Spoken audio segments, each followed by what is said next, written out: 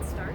And today, I and my coworker Justin Ringlein are going to be showing you the process of how to paint from start to finish a Yarrow flower, Achillea millifolia. If you're working with us through our distance mural programs, you'll receive all of the materials you need to follow along in a kit that we'll provide to you. Otherwise, please just improvise with the materials that you have on hand, and let's go get started. When you receive your books box, it'll look like this. And when you open it on up, it's going to have some supplies inside. It's going to have a rolled piece of Pellon, maybe more than one, with your design pre-traced thereon. It will also include a selection of paints. Some of them will just be straight colors, other of them will be special paint mixes that we've put together for this particular design. But for the purposes of painting Yarrow, there will be white, yellow, sort of a golden brown color, this pale pink, a dark brown, and a green. Also included in your Boops kit will be the brushes that you need for painting. Set that aside, you're not going to need it, but what you will need to begin painting is a container full of clean water, a rag for wiping off your brush, and then something that you can use as your palette. Right now I am using what is the lid to a storage container. It's plastic, I'm never going to eat off of it, and that about does it. As I begin, the first thing I'm going to do is I'm going to put some paint on my palette to paint. I could dip straight out of here, but I would have to have my containers open and my paint would dry out and I would potentially contaminate the colors. So it's often preferable to put some on your palette instead. And between colors, I'm going to rinse my brush really, really well. And then dab it off, dry it off a little bit, and then go on to my next color.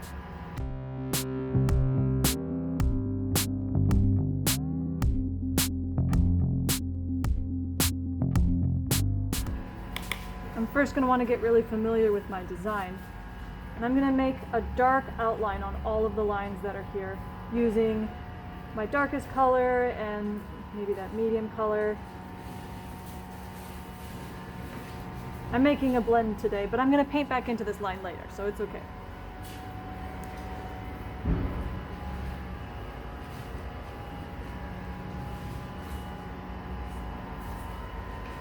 This is just going to cover up those Sharpie lines.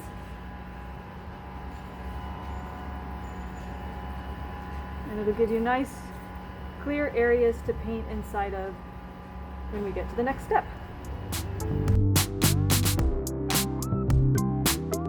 I've added a little bit of water to my paint as I go, and with my paint thinner, it's easier to trace the lines.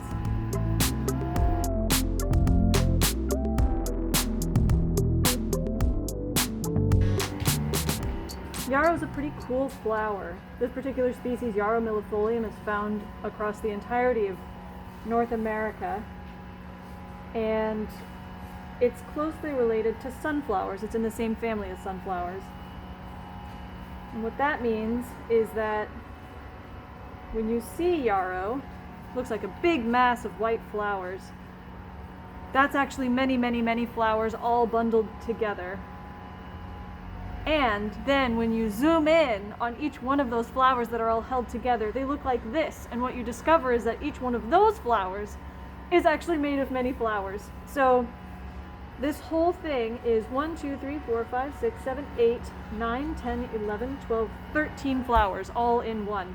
Because the things that look like petals are actually themselves modified flowers.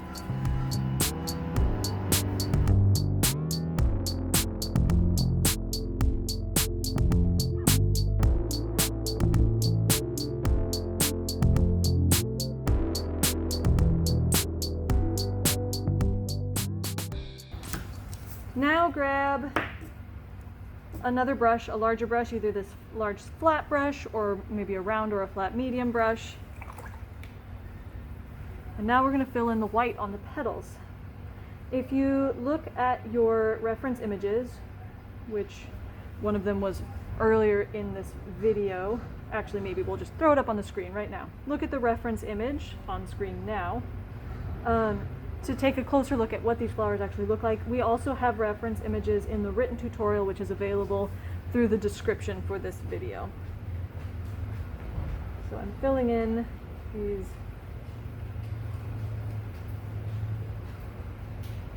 what are called ray flowers.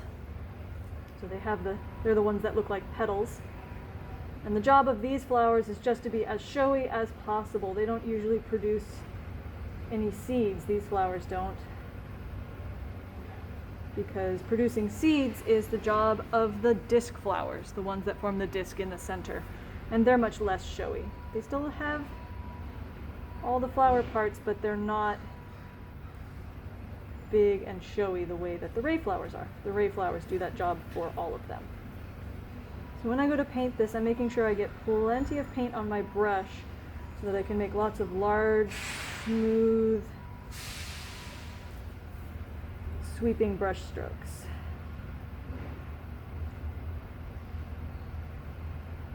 And I'm working quickly, so my paint from the first step is still wet. So I have to be careful not to catch that paint on my brush because it'll stain the white. Which is fine, I can always go back over it later, but the neater I am now, the less work I have to do later. Oops, done it again. Actually looks kind of cool. I think I like it. I think I'll keep it. And if you're finding that this is taking you forever, grab a bigger brush.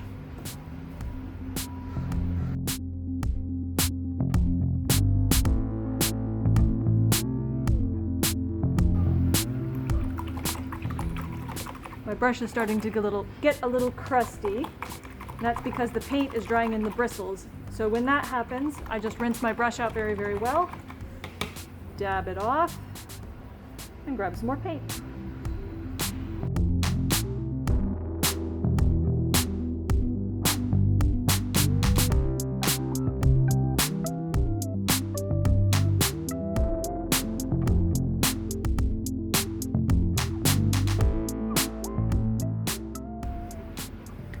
Now I've got those petals painted in white.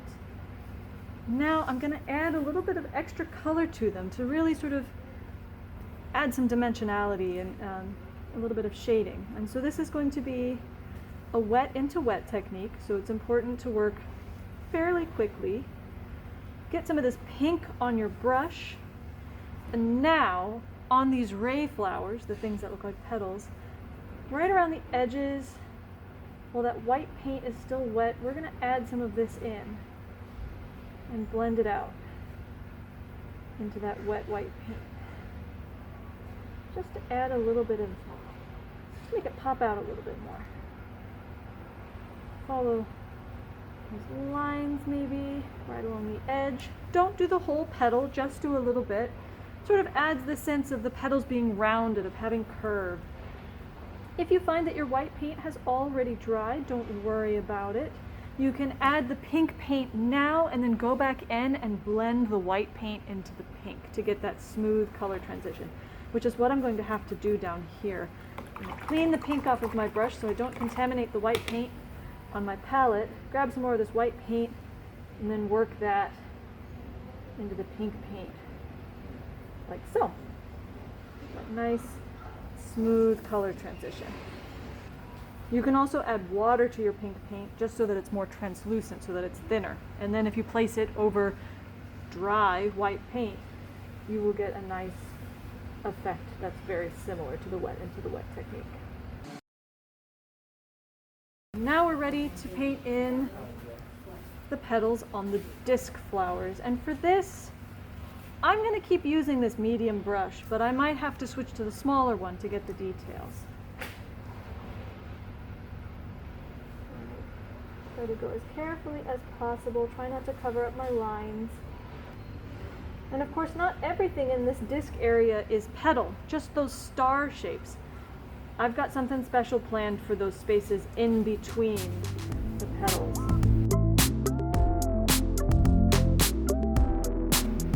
Now I've painted white in on all of the petals for my disc flowers. Now we're getting close to doing the stuff Almost there, almost done. Whoopsie daisy. All right, at this point I'm switching back to my little brush. The stigmas and the anthers are going to be yellow. So I'm going for some yellow paint. I'm going to mix mine with a little bit of white for extra opacity, and because I just want it to be a little bit lighter, I'm going to mix it with a little bit of pink because I want it to be a little bit oranger. I'm feeling that color. I like that. You can use the straight pigments or you can mix them. That's up to you. Now I'm going to fill in inside the lines where the stigma is. And that's where those little curly cues come into play. You don't have to do these, just if you want to. Notice I'm leaving a little bit of the dark lines from before to shine through. That really makes the yellow pop out. It's a great contrast. I'm going to do something that I saw one of my coworkers do, which I think looks really cool. Again, you don't have to do this, just if you're feeling it. I'm going to add a little bit of yellow into these petals. I think that looks really cool and really makes the disc flowers sort of pop out.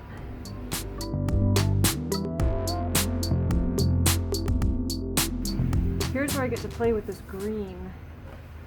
I'm going to take this green and I'm going to make it a color that I can fit into the background in here, these little spaces that I haven't yet covered up that are in between the disc flowers. And this green's a little bit bright, so I'm going to add some of this sienna color to it. Make it a little bit more gold. Maybe play around with adding some white to it, make it a little bit lighter. You can use the straight color, you can use either of the browns or the golds if you want to, or you can use a green. The choice is yours. I'm going to fill in that in-between space.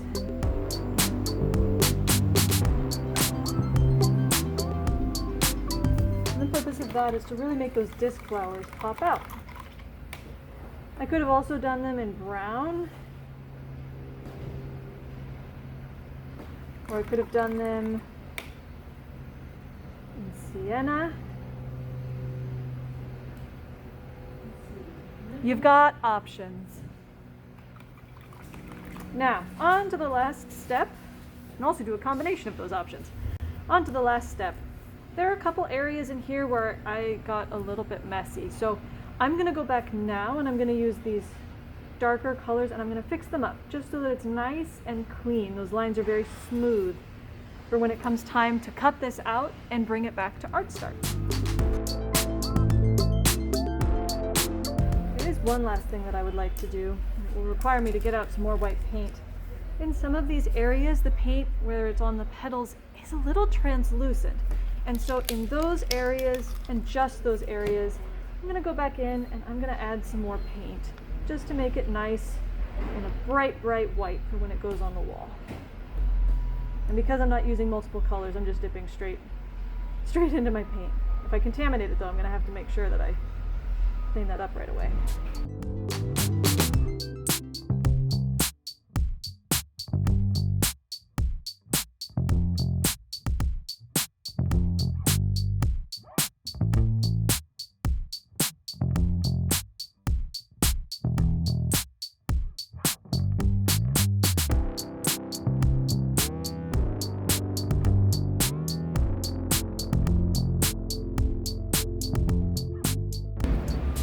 Everyone, that is how to paint Achillea millefolium, yarrow flowers.